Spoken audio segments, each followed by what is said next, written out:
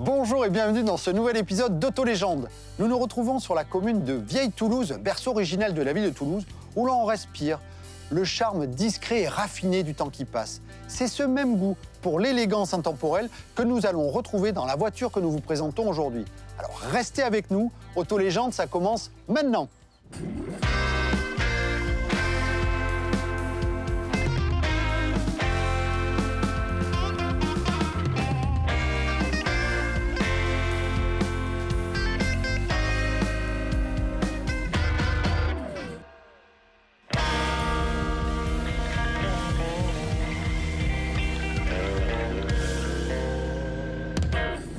Cette voiture, c'est la Jaguar MK2 1961. Pour m'aider à vous la présenter, je suis accompagné de Pierre, son propriétaire. Bonjour Pierre. Bonjour Tanguy.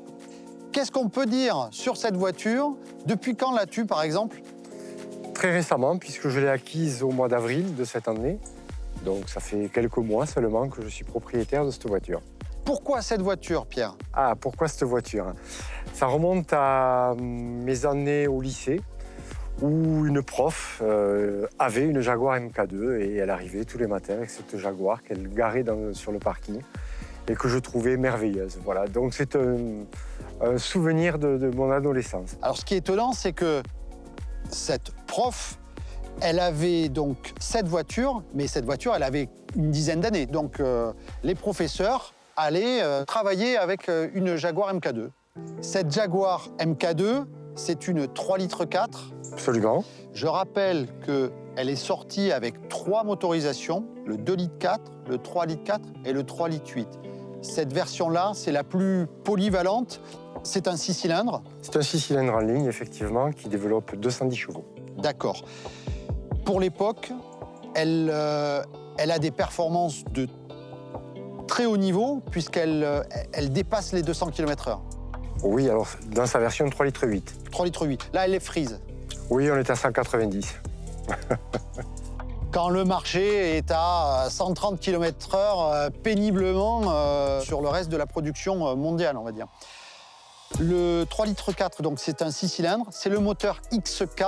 XK, ça veut dire quoi? Ça veut dire que c'est un moteur qui est issu de la compétition. La Jaguar C-Type gagnera le Mans, avait déjà gagné le Mans les années précédentes sur justement ce XK 3,4 litres.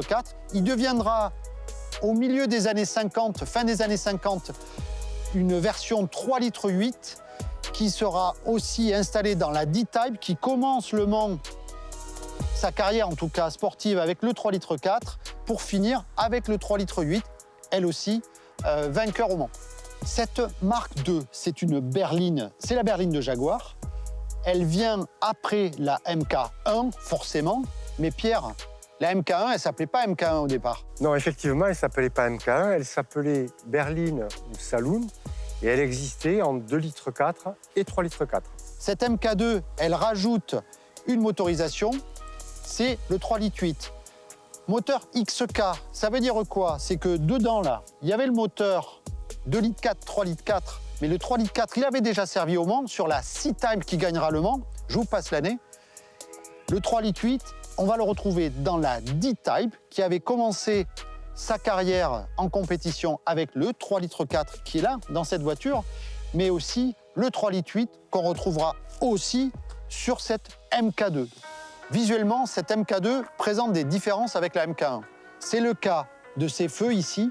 Pierre, sur la MK1, qu'est-ce qu'il y a? Effectivement, à la place des optiques, il y a des grilles de ventilation. Et donc sur la MK2, on trouve ces optiques et la calandre qui a été restylée et qui est beaucoup plus élégante sur cette version-là. Les 3 paires de feux, clignot, feu et ça, ce sont les feux de route, donnent vraiment une caractéristique, une identité à cette voiture qui sort vraiment du lot sur la production de ces années-là. Le Jaguar, on peut en parler. Au début, Jaguar, la marque ne s'appelle pas Jaguar, elle s'appelle Swallow Sidecar Company. Merci. Avant la Seconde Guerre mondiale, elle produit donc des sidecars. Elle va se mettre à produire une voiture sous le nom de SS. La voiture est immense. Malheureusement, bon, vous l'avez compris, le nom sonne pas très bien à la sortie de la Seconde Guerre mondiale. Donc les voitures sortent sous le nom de Jaguar. XK, on l'a dit, c'est parce qu'il y avait le nom du moteur. Et on retrouve ici donc Jaguar 3 litres 4, la cylindrée qui est spécifiée sur ce macaron. Une autre caractéristique de ce modèle, un autre effet de style, Pierre, ces optiques, ce sont les feux de position, c'est ça? Oui, c'est ça. On retrouve, comme d'autres modèles de ces années-là, ce petit cacheton Lucas rouge qui permet de savoir s'ils sont bien fonctionnels, j'imagine. Oui, peut-être, oui, un témoin effectivement de bon fonctionnement. On parle des chromes. Les chromes sont très présents sur cette voiture. Le pare-choc, on y retourne parce que ça aussi, Pierre, il y a une distinction entre la MK1 et la MK2. Ils sont beaucoup plus gros sur la MK2. Ils sont plus gros sur la MK2, effectivement, que ce soit à l'avant ou à l'arrière. On se retrouve maintenant à l'arrière. Pierre, qu'est-ce qu'on peut dire? Alors, avant effectivement de passer sur l'arrière, je voulais souligner la partie chromée avec ces joncs qui effectivement filent jusqu'à l'arrière du véhicule avec une courbe qui suit le galbe. Et quelque chose qui est magnifique, je trouve, c'est cette ouverture qui permet effectivement de ventiler puisqu'il n'y avait pas de clim à l'époque et qui est magnifiquement faite avec un compas qui vient se verrouiller ici, voilà. Et je trouve que c'est le comble du raffinement dans cette voiture-là. Autre point, moi, que je trouve magnifique, c'est cette partie de carrosserie qui vient lécher la roue. On l'enlève quand on a besoin de changer la roue ou d'accéder aux freins. Ce sont 4 freins à disque sur cette voiture. Et un autre accessoire, c'est pas un accessoire parce que c'est quand même utile pour la voiture, c'est ce moyeu avec ses jantes à rayons. Et ce moyeu, d'ailleurs, il y a marqué Jaguar, c'est splendide. Nous voici donc au bout du bout de la voiture. Avant ça, Pierre, cette lunette arrière, elle est immense. Effectivement, c'est une des différences majeures avec la MK1, puisque dans l'ensemble, la surface vitrée de la MK2 a été considérablement agrandie par rapport à cette version précédente qui était la MK1. Autre point, alors, vous verrez que ici, il y a un macaron. C'est quoi, Pierre? Ce macaron permettait de prévenir les voitures suiveuses que la voiture était équipée de 4 freins à disque et qu'elle pouvait freiner très fort. Alors, j'en souris parce que il faut quand même être assez proche pour lire disc brake, qui veut dire donc frein à disque, et il ne s'allume pas. Hein. Non, il ne s'allume pas. Dans le traitement esthétique de la voiture, il y a cette pièce, cet ornement. Ça, c'est quoi, Pierre? C'est le feu de recul? C'est le feu de recul, effectivement. Alors, on le retrouve parfois en version orange, qui est une version plus originale que cette version translucide. Oui, parce que comme c'est un feu de recul, il est censé être blanc. Et là, on retrouve Jaguar, donc les lettres de la marque. Petit détail, Jaguar 3 litres 4, donc c'est bien la cylindrée du véhicule qui nous concerne.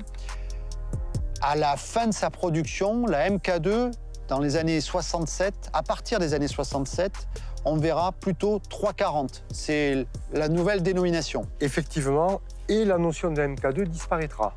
Elle sera Jaguar 340 ou 240 avec le moteur 2 litres 4.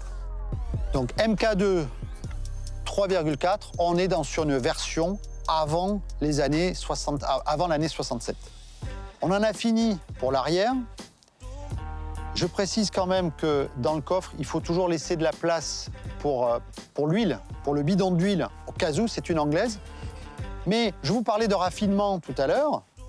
On va aller voir, Pierre, tout le traitement du raffinement à l'anglaise, à la Jaguar de cette voiture. Me voici donc confortablement, très confortablement installé dans cette voiture. Alors on respire le luxe, l'élégance, le raffinement, vous avez tout. Elle coche toutes les cases. Il y a un superbe volant bois avec le moyeu central Jaguar. On a les compteurs Smith, Pierre. Les compteurs Smith, on les retrouvait dans les avions à l'époque. Smith produisait aussi ces compteurs, ces manos pour l'avionique. Il y a plein de choses à dire, plein de choses à voir. Là, ma tête, elle est contre ces magnifiques pare-soleil. C'est du feutre, c'est ça? C'est de la laine, oui. Le luxe. Vous verrez que, alors là, je vous dis tout ça, là, comme ça me vient. J'ai les pieds qui sont prêts à appuyer sur des pédales. Il y a le J de Jaguar sur les pédales. Il y a des choses, Pierre, toi, que tu apprécies, que quand tu rentres dans cette voiture, tu te dis « Ah, moi, je suis content parce que je vois ça et ça m'émerveille ». Qu'est-ce qui t'émerveille le plus? Ce qui m'émerveille, effectivement, c'est toute la partie bois, hein, cette loupe de noyer. Ronce de noyer, ouais. Loupe de noyer. Loupe de noyer, on peut dire les deux. Qui est vernie, ce cuir qui est magnifique, qui est bien tendu. Il a été refait il n'y a pas longtemps parce qu'alors il est dans un état exceptionnel. Absolument. Les accoudoirs, vous verrez, il y a un traitement particulier. Alors oui, il faut qu'ils s'intègrent. Donc ce sont pas des blocs, ils sont très arrondis, c'est très harmonieux. Et il y a le traitement de ces vies de poche, c'est discret, encore une fois, c'est le raffinement à l'anglaise que j'adore. Il y a deux petites manettes ici, celle pour lever et baisser la vitre et cette poignée pour ouvrir et fermer la porte. Pareil, ce traitement. Oui, ça aussi, c'est l'ancienne climatisation. Et c'est vrai que quand on roule, c'est très agréable parce qu'on peut avoir une rentrée d'air, absolument. Ça force le flux d'air. Tout à fait. Pour entrer dans la voiture. Un autre point d'ailleurs, j'ose pas toucher la manette, mais devant, vous voyez, il y a une petite trappe qui permet à l'air de s'engouffrer et de rafraîchir l'habitacle. Alors ça, c'est le cendrier. Le cendrier.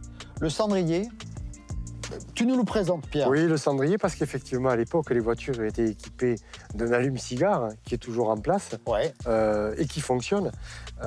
Et donc, effectivement, il y avait ce fameux cendrier gainé de cuir, comme le reste de la voiture. Il y a une petite languette en cuir pour ouvrir de manière distinguée l'allume-cigare. Il ne faut pas se louper parce que tout est en cuir tout autour. Donc vous n'avez pas intérêt à louper la grille que voici. J'ai démonté mais ça se remonte. J'ai rien cassé. Hein. Voilà, ce n'est que du raffinement. Cette voiture apporte beaucoup de soins à accueillir ses passagers. Et à l'arrière, il y a des tablettes posés sur les sièges avant, qui permettent aux passagers arrière donc de poser, alors pas grand-chose. Moi j'ai envie de dire un verre de gin ou une coupe de champagne. C'est pas plus large, parce qu'on peut rien poser d'autre, mais pareil, ça fait partie du raffinement de cette voiture et tout ce qu'elle propose. Il y a encore beaucoup de choses à dire pour vraiment illustrer le raffinement de cette voiture, mais on va aussi parler de son moteur qu'on va aller voir de suite. Nous voici donc devant le cœur du Jaguar. Pierre, on a une culasse alu et un moteur fonte, c'est ça? C'est ça, le bloc est en fonte, la culasse est alu avec un double arbre à cam en tête. Ce qui était déjà bien à l'époque. Hein. Ah oui, plutôt. Avec deux carbus SU, des HD6. Il y a le filtre à air. Les filtres à air ne sont pas d'origine. Non, les filtres à air sur la 3,4 litres normalement étaient un filtre à air central, Cooper. Et là, il a été remplacé par des filtres KN. Pour nos téléspectateurs, il faut parler de Daimler. Jaguar et Daimler sont deux marques liées et notamment sur la MK2, il y a une histoire. Effectivement, Jaguar a racheté la société Daimler, il me semble que c'était en 62. Et Daimler avait un moteur V8 250 chevaux qui était particulièrement performant Et Sir William Lyons a décidé effectivement de monter ce V8 dans la coque de la MK2. Et cette voiture était vendue sous le nom de Daimler, équipée donc de ce moteur. Parce que parfois on dit « Ah ouais, mais elle existe en moteur, en V8, cette voiture », mais pas sous l'appellation Jaguar en tout cas. Non, c'est pas un moteur Jaguar, c'est un moteur Daimler. Et alors, la particularité, effectivement, on distinguait les deux versions par la calandre. Oui. Hein, la calandre de la Daimler, alors, est une calandre que certains qualifient de cendrier parce qu'effectivement, elle est un peu plus épaisse et elle est cannelée. Donc, ça ressemble effectivement à un cendrier où on pose sa cigarette. Et ça, ils l'ont gardé puisque, si mes souvenirs sont bons, sur des modèles encore récents de Daimler, ils ont retrouvé ces petites cannelures façon cendrier sur les calandres. C'est ça. Bon, ce moteur, on le démarre. On va l'essayer, cette voiture ?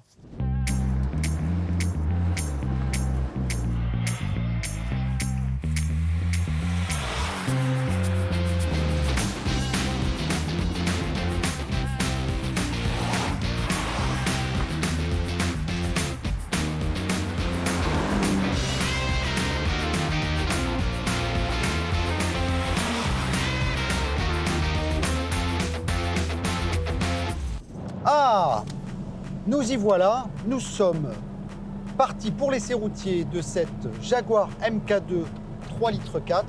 Alors déjà, il y en a pour tous les sens. C'est beau. Au toucher, c'est doux, il y a du feutre partout, c'est magnifique. Le bruit du 600 lignes est feutré, c'est super doux. On est bien assis, donc...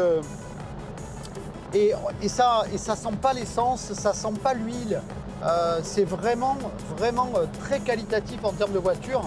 Je suis très agréablement surpris. Donc, quand Pierre passe les rapports, ça passe très simplement, très facilement. Pierre, tu as une direction assistée? Absolument. Donc il y a la direction assistée. Tu disais que la première n'était pas synchro lors de la préparation de l'émission. Ça ne pose pas de problème particulier. Non, il faut être vigilant, bien s'aligner. Et le repère, pour moi, c'est la tête du Jaguar qui est sur le cendrier. Tu crois que c'est fait exprès? Je sais pas. Mais quand on est bien dans cet axe, la première ne pose aucun problème.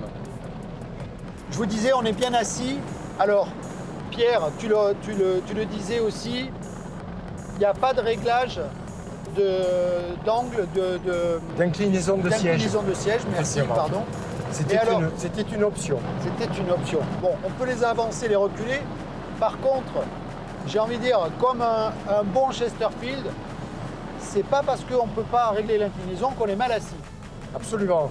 Pour avoir fait quasiment 400 km dans la journée une fois, notamment quand je suis allé la chercher, je craignais effectivement que cette absence de réglage soit problématique, mais en réalité, j'étais pas du tout fatigué, j'avais pas mal au dos. On est très bien dans cette voiture. Elle fait 210 chevaux, on les sent bien.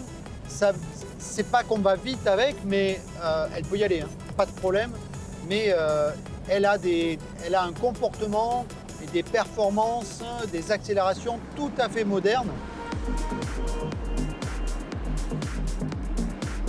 On a dit beaucoup de choses sur cette voiture, parce qu'on en a dit des choses. C'était une des berlines les plus rapides du monde quand elle était en 3,8 litres. Oui. Mais en 3,4 litres, elle se défendait très bien. Et donc, on a chacun des petites anecdotes. Pierre, toi, qu'est-ce qu'on te disait? On me disait que les policiers anglais, lorsqu'ils voyaient une Jaguar MK2 garée devant une banque, avaient toujours peur qu'il y ait un braquage. Un braquage en préparation. Ouais. Et moi, on m'a dit que quand on voyait passer une MK2 très rapidement dans les rues, c'était ou un voleur ou la police. Parce que effectivement, et ça c'est vrai, les bandits des associations de malfaiteurs qui couraient dans les années 60, Londres, Manchester, Birmingham, avaient trouvé beaucoup de qualité à cette voiture et l'utilisaient pour les braquages. Et la police, qui avait du mal à à réaliser les courses-poursuites, avait demandé à être doté des mêmes voitures, donc des Jaguar MK2. Pierre, tu le mentionnais, tu as 2 voitures, donc une 2 chevaux et une Jaguar. Les deux ont un fort capital sympathie. Oui, tout à fait. Et ce qui est le plus étonnant, c'est que ce capital sympathie est vrai sur toutes les générations. Les anciennes générations qui, quand elles voient la 2 chevaux, me disent « ça a été ma première voiture ». Et les toutes dernières générations, les enfants de 4-5 ans, qui ouvrent de grands yeux émerveillés quand ils voient cette voiture s'approcher. Alors il dit ça, Pierre. On était à l'arrêt tout à l'heure, il y a une petite fille qui a couru vers nous, sa maman derrière, qui nous dit « Monsieur, vous avez une très belle voiture ». Et oui, c'est vrai, Pierre. Oui, c'est vrai. Je te confirme que même ma génération pense que tu as une très belle voiture. C'était la voiture de tes rêves? La Jaguar MK2 Oui. ou la finition de cette voiture-là? Les deux, mon capitaine. Alors, la Jaguar MK2, oui, c'était la voiture de mes rêves, parce que j'ai toujours considéré que c'était la plus belle voiture du monde. Alors, je sais qu'il va y avoir débat, mais... c'est totalement subjectif, voilà. Mais souvenons-nous qu'à l'époque, elle était qualifiée de plus belle berline du monde. C'est marrant, Pierre, parce que j'avais en tête que la plus belle berline, c'était la XJ. La XJ6 qui est arrivée derrière. Mais tu vois, la subjectivité, bon, oui, peut-être. les couleurs. Oui, Donc, oui. En tout cas, pour toi, c'était la plus belle. Pour moi, c'était la plus belle. Et effectivement, dans le choix des couleurs, c'était peut-être pas mon choix initial. Ce qui a fait un petit peu qui m'a fait me décider pour cette voiture-là, c'était son état général, c'était son état mécanique. Elle avait voilà. Et puis tu as toutes les factures. Oui, et puis effectivement, j'ai un dossier très épais et donc l'historique du véhicule, y compris dans sa partie anglaise. Ouais. Parce que ce qu'il faut dire, effectivement, aux téléspectateurs, c'est que entre la voiture qu'on veut, la bonne couleur, là, toi tu la voulais blanche, c'est ça? C'est ça. Et l'intérieur crème, marron. Ouais. Bon, sauf que Pierre, il s'est dit, et c'est ce qu'il faut, je préfère m'appuyer sur un historique complet avec une restauration complète que essayer de prendre la première blanche que tu vois pour se retrouver avec une voiture qui a été mal restaurée, mal entretenue, etc. Donc oui, tu as choisi la sécurité et quand on voit le résultat, indéniablement, tu as fait le bon choix. Je n'en suis pas mécontent. Par rapport au comportement de cette voiture, maintenant, tu as fait quoi? 3 000, 4 000 Oui, km entre 3 et 4 000, 3 500, oui, on va dire. En combien? En moins d'un an? Moins d'un an, Ce qui est très bien. Une voiture, il faut que ça roule. Le comportement, donc, ça s'ouvre, ça survient, tu n'as pas... Non, c'est une voiture qui est relativement saine? Ouais, saine, qui est posée. Bon, celle-ci, c'est vrai, est basse. Oui. Et ce que l'on peut dire quand même, c'est qu'elle est un peu raide. Ouais. Hein, un châssis un peu raide. C'est quand même, rappelons-le, un monocoque. Oui. Hein, donc, on n'a pas un châssis rapporté. Donc, c'est vrai que la voiture est assez rigide, on va dire. Mais elle a besoin d'être rigide parce que 210 chevaux, pour friser les 200 km, il y a intérêt à ce que ça tienne la route. Absolument, oui. Surtout que les amortisseurs, ce sont des lames. Sur la partie arrière, oui. Ça reste très confortable et c'est pas un bateau, hein. On est très bien assis. Et heureusement, parce que les fameux fauteuils devant, ils n'ont pas un très bon maintien, mais ma foi, les sensations à bord sont, on peut dire, excellentes. Pierre, cette voiture, donc, tu l'as depuis à la fois peu, mais tu as fait quand même 3000 km avec. Qu'est-ce qui te fait kiffer dans cette voiture? C'est un ensemble, en fait. C'est le cadre, les boiseries, le cuir, c'est la souplesse du moteur. Hein, le 6 cylindres apporte effectivement une souplesse qui fait qu'on peut tout à fait passer les ronds-points en troisième. Tu peux rester en troisième, oui. Ah oui, oui. Elle ne rechigne pas, elle repart. Voilà, ce plaisir, il est multiple et varié. C'est un ensemble de facteurs qui font que chaque fois qu'on prend la voiture, c'est un moment de bonheur. Cette voiture, c'est comme un club privé où le gentleman va fumer son cigare et à la fois un champ de course à Ascot. Elle fait les deux. C'est la vitesse et le confort, le classe, la volupté. Effectivement, elle a beaucoup d'atouts, cette voiture. Ouais. Et je trouve très sincèrement que l'appellation Saloon qui était attribuée À la MK1. à la MK1, eh ben, correspond. On est vraiment dans un cocon, dans un saloon. Ouais. C'est très confortable. Ainsi s'achève cette émission consacrée à la Jaguar MK2 3,4 litres de 1961. Merci beaucoup Pierre. Merci à toi Tanguy de m'avoir accompagné. C'était dans un confort et un luxe inouï. Moi je vous retrouve pour une prochaine émission et je vous dis à très bientôt. Ciao.